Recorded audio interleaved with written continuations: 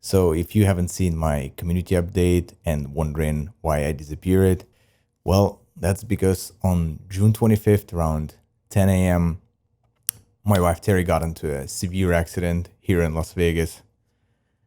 Yeah, we just came back from Joshua Tree Park. She surprised me with a cool birthday present. She rented out an incredible Airbnb for a weekend at the middle of nowhere. That was such a great experience. We wanted to take a memorable photo by the Choya or Chala cactus or something like that. Somehow I touched it, so it stuck in me, and she couldn't stop laughing about it for hours.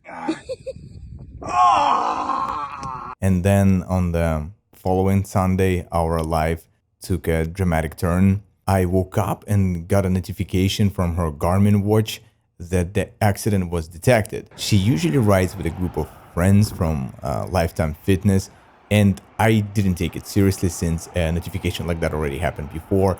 And I thought she probably hit a hole in the road and it triggered that warning. But then when I called, she didn't respond, which was unusual. So then after just maybe an hour, one of Terry's close friends called and said that she had horrible news and Terry is at the Sunrise Hospital. I wish that none of you would ever be in a situation like this one where you drive to the hospital not knowing what exactly happened and how bad the accident was.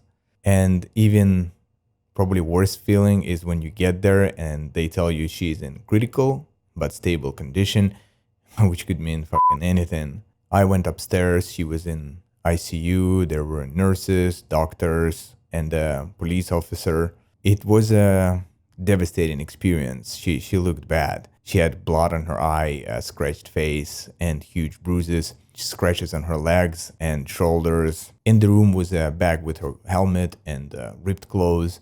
The officer said that she was hit by a large vehicle, Chevy Tahoe.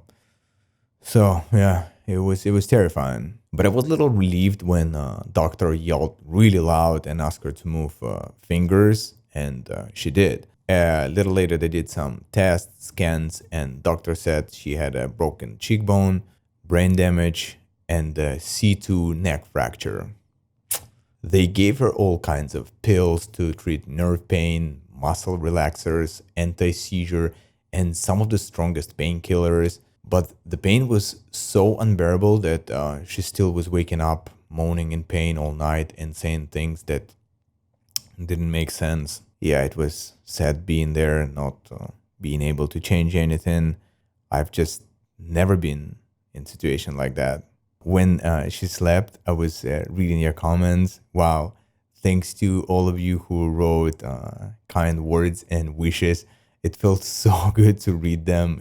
It truly lifted my spirits. So I just don't know how to say thank you guys, but it felt incredible. Doctors decided to do an aligning neurosurgery. It went well, and they put on a halo vest to protect her spine and neck. It looks kind of terrifying. The halo is the ring that surrounds the head and is attached by metal screws to her head, to her skull. And she has to wear this thing for like 8 to 12 weeks. It's a lot, but she survived, so nothing else really is important at this point. She started slowly eating pieces of ice, then normal food, and when she was able to walk a little bit, doctor said that they can discharge her and send to rehab. She's now slowly recovering at home. We're visiting doctors, physicians, but it will be a long way until things go back to normal. I will be helping her recover, so I probably won't be here as much as I used to. That's the update. Again, we're just incredibly grateful for your support. Stay safe, appreciate your loved ones, and I will see you soon.